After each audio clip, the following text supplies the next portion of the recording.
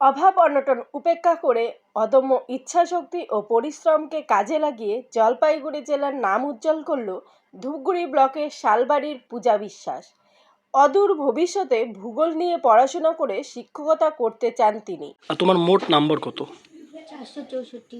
আর তুমি কি শালবাড়ি স্কুলের প্রথম? হ্যাঁ। কিভাবে পড়াশোনা তোমার এই যে এত সুন্দর একটা সাফল্য, কতটা পরিশ্রম দিতে হয়েছে পড়াশোনার পেছনে? আমি তো পড়াশোনা তো মনোযোগ দিয়েছিলাম যে আমাকে কিছু একটা করতে লাগবে, রাজ্যে আসতে লাগবে, কিন্তু আমি চেষ্টা করেও সেটা পাইনি।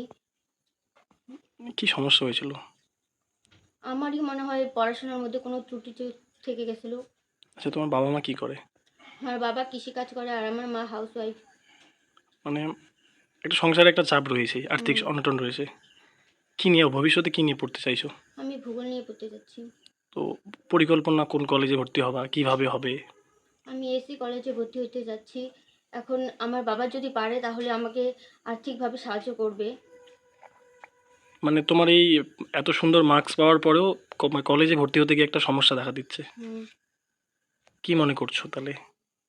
আমি ভাবছি আমি নিতে পারবো কিনা, আমার নাম্বার নিয়ে আমার আসবে কিনা। গাদং ১ নং গ্রাম পঞ্চায়েতের প্রত্যন্ত গ্রামের দিনমজুর পরিবার থেকে উঠে আসা পূজা শালবাড়ি উচ্চতর বিদ্যালয়ের ছাত্রী। মোট 464 নম্বর পেয়ে শালবাড়ির উচ্চতর বিদ্যালয়ের শীর্ষ স্থান দখল করে নিয়েছে পূজা। কোনো মতে দিনমজুর বাবা মা প্রাথমিক স্কুলের গণ্ডি পেরিয়ে স্বপ্ন দেখেছেন নিজের সন্তানদের উচ্চশিক্ষা করার। সেই লক্ষ্যে ইতিমধ্যেই তাদের বাড়ির বড় মেয়ে ধূপগুড়ি সুকান্ত মহাবিদ্যালয়ের কলা বিভাগের ছাত্রী। বাড়িতে রয়েছে পূজা বিশ্বাসের ছোট ভাইও, সেও স্কুলমুখী। এদিকে মেয়ের সাফল্যে আপ্লুত বাবা মা, তবে মেয়ের স্বপ্ন পূরণ করার ইচ্ছে থাকলেও উপায় যেন হয়ে উঠছে না। নামটা বলবেন? আমার নাম মামনি বিশ্বাস। আপনার মেয়ের এই এত বড় সাফল্য কিভাবে দেখছেন, কি মনে করছেন? মনে খুব খুশি লাগছে, আর একটু ভালো হইলে আর একটু মনে ভালো লাগতো। রেজাল্ট আরো একটু ভালো হওয়ার করেছিল। কিভাবে পড়াশোনা করতো মেয়ে? মেয়ে সারা দিন পড়তো, সারা রাত 12টা 1টা অবধি মনে করে পড়াশোনা করছে। আচ্ছা, মেয়ে তো ভূগোল নিয়ে পড়াশোনা করতে যাচ্ছে। এখন পারবো কি পারবো না, এখন সরকার যদি কোনো সাহায্য করে তাহলে হবে। আমরা পারবো কি পারবো না সেটা বলতে পারতেছি না। কিন্তু মেয়ের তো একটা ভালো ফলাফল হয়েছে, সেক্ষেত্রে তো তার একটা তো স্বপ্ন রয়েছে। এখন মেয়ে এখন যেটা হইতে চায়, এখন আমার কষ্ট করে হইলেও মনে করো চেষ্টা করব। নামটা বলবেন? আশুতোষ বিশ্বাস। বললাম, আপনার মেয়ের এত সুন্দর একটা ফলাফল হয়েছে, শালবাড়ি স্কুলের প্রথম হয়েছে এবং সে চাচ্ছে ভূগোল নিয়ে পড়াশোনা করতে। এবং যতদূর আমরা জানি পাশের কোনো কলেজে ভূগোল নিয়ে পড়ার মতো পরিস্থিতি নেই। তো সে চাইছে শালবাড়ি কি বলে AC college, Jalpaiguri AC college, সেই এসি কলেজে সে ভর্তি হয়ে যাচ্ছে। দেখি কিন্তু বলছে যে আর্থিক একটা অনটন রয়েছে। কি সমস্যা রয়েছে? দেখি কষ্ট করে দিয়ে কিছু করানো যায়। আমি চেষ্টা করবো আমার তরফ থেকে যতটুকু পারি। আপনি কি করেন? আমি টুকটাক চাষবাস করি।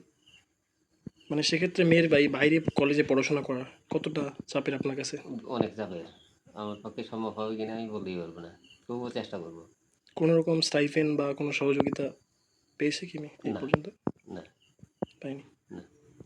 তবে এই চরম পরিস্থিতিতেও মানসিকভাবে সাহস জুগিয়ে যাচ্ছেন পূজা বিশ্বাসের গৃহশিক্ষক সত্যজিৎ চক্রবর্তী।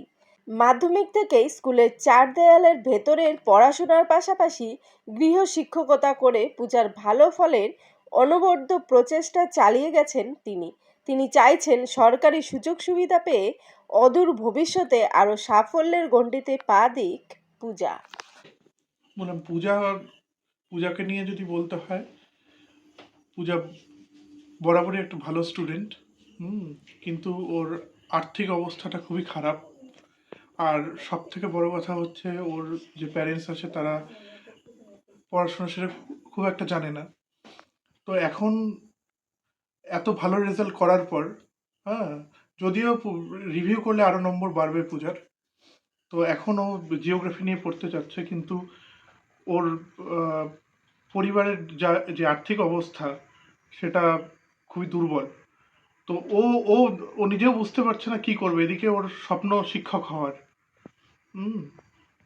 তো এখন এই পরিস্থিতিতে আমি জানি না আমরা কতটুকু সাহায্য করতে পারবো, তবে আমরা চেষ্টা করবো ওকে সাহায্য করার। এবং আমি আমি ব্যক্তিগতভাবে চাইবো, যেহেতু আমি ওর গৃহশিক্ষক ছিলাম, ওকে রাষ্ট্রবিজ্ঞান পড়াতাম, আমি চাইবো যে ও অনেক দূর এগিয়ে যাক।